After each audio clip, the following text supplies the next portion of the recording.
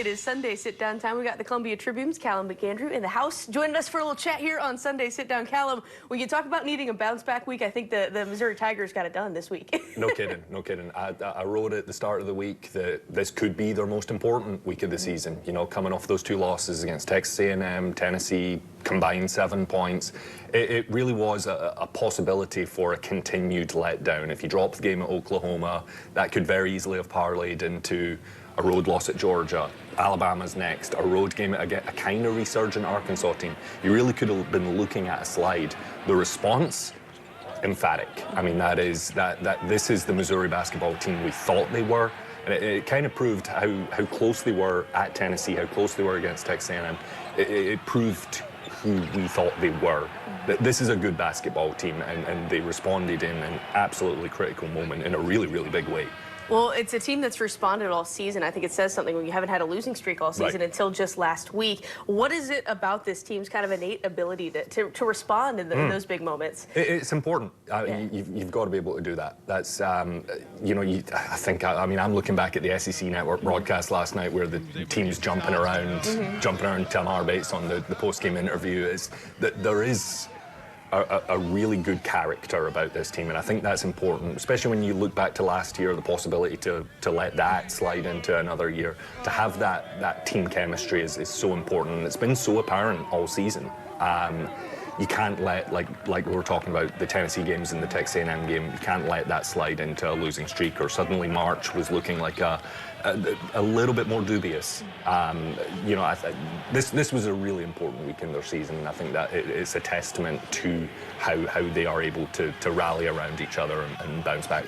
Chemistry so important come March, and it feels like March is right around the corner here. We're going to be looking for some madness, right? So, you know, the bracket reveal on Saturday, the Tigers were not in the top 4 seeds. Kind of where do you think they need to what they need to do to maybe get there and kind of make the run they want in March? Well, I think yesterday was a really good start. I think beating Georgia it kind of takes that Texas A&M loss off the table for them. It's a quad 1 win on the road that might even be a little bit more appealing in the committee's eyes than a really close home loss on a late game winner against Texas A&M. Going on the road in the SEC, picking up a win like that, absolutely massive. To get one of those top 4 seeds, I think Missouri's on track. I mean, you look at their next 6 games to close the regular season.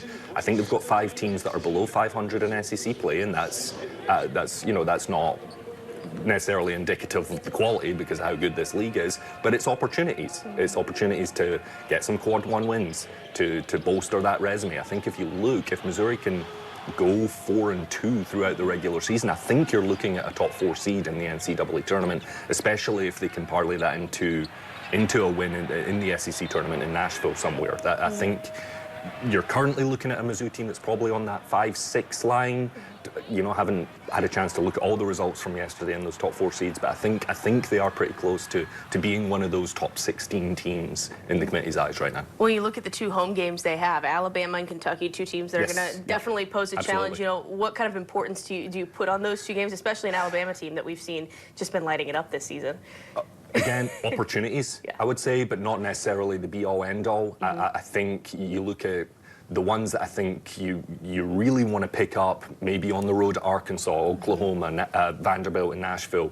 Those 3 games, they are against teams that are quad 1 opportunities because they're on the road. They're against the top 75 teams in the current net rankings, but not necessarily the best teams in the SEC right now. If you pick up a win over an Alabama, which is in that top 5 spot right now, all the better, absolutely. I mean, that's going to be a phenomenal game on Wednesday. That's going to be a lot of fun, but not necessarily the most important games. If you lose those games, you're not going to get docked by the committee by any means. I really think if you're looking to pad that resume to jump up where the committee currently views you, and they showed us they think Mizzou's in that 5-6 line at the moment, you know, you're really looking at those road opportunities, I would say, to you know, catch the committee's attention. Well, you look at the schedule in the SEC, you know, I was talking to some people yesterday. Every team kind of feels like a top 25 matchup. Can you just speak to the toughness of, you know, you're facing these unranked teams. You may see we've been an unranked Oklahoma team. You beat an unranked Georgia team. Still very tough competition. Can you kind of speak to the competition of the SEC? Yeah, I think, again, that's how impressive Mizzou's win yesterday was, to run Georgia off of its own court. I mean, that's a Georgia team that this season They have 2 losses at home this season. It was by 1 point to Auburn, which is going to be the unanimous #1 when the polls come out on Monday morning. The other one was a 2-point loss to, I might have got that flipped, but a 2-point loss to Mississippi State, another top 25 team. There really aren't any easy games in this league. I mean, that's 2 teams, Auburn and Mississippi, that are going dancing. They're very, very good teams. Auburn is far and away the best team in the country at the moment. And Georgia played them both close. There isn't an easy opportunity left in the league. It's why 8 wins for Mizzou has it in the NCAA tournament. I would say they've locked up that spot already.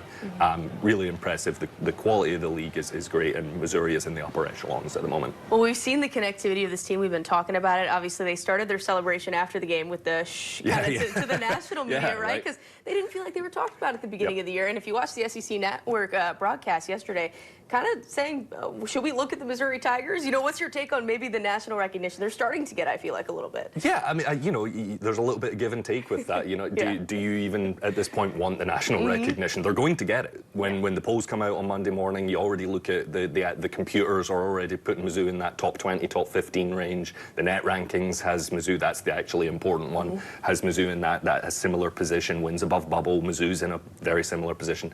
The AP voters and the coaches poll, they'll follow along at some point. I think they don't really have any choice right now. It's, you know, I think it's a good attitude to have for a team, though. You know, if you can create a chip on your shoulder, which rightfully probably was there at the start of the season, coming off a winless year, nobody really gave this Mizzou team a chance, but it's a completely new team, and I think if you can develop that inside the squad and put that chip on your shoulder, I think that can only be good for a team. Well, I think success in March a lot of the times comes down to the veterans you have in the locker room. You look at Tamar Bates, Caleb Brill, of course Mark Mitchell has experience in these big kind of games, right? What can you say about what they've kind of, that trio really has brought to this unit this season? Absolutely, and keeping them healthy as well. You know, I think that trio specifically has shown. It shows the numerous ways that Missouri can beat a team right now. I mean, you've got Caleb Grill's sharp shooting ability is far and away what I think anyone expected coming off the injury lead in your last year. Tamar Bates is, I asked Jacob Cruz about this the other day and called him the heartbeat of this team. You know, you see him between points, clapping in players' faces, rallying the troops. Mark Mitchell, I mean, the inside presence that he gives this team, the versatility of these guys, their leadership abilities, it really is kind of that just perfect harmony for this Missouri team right now. I think, you know, it's a huge part of the reason that this Mizzou team is where it is right now. Calum, always appreciate your analysis. Thanks for joining us on a Sunday. Thank you very much for having me. For the rest of you guys, we'll be right back after the break.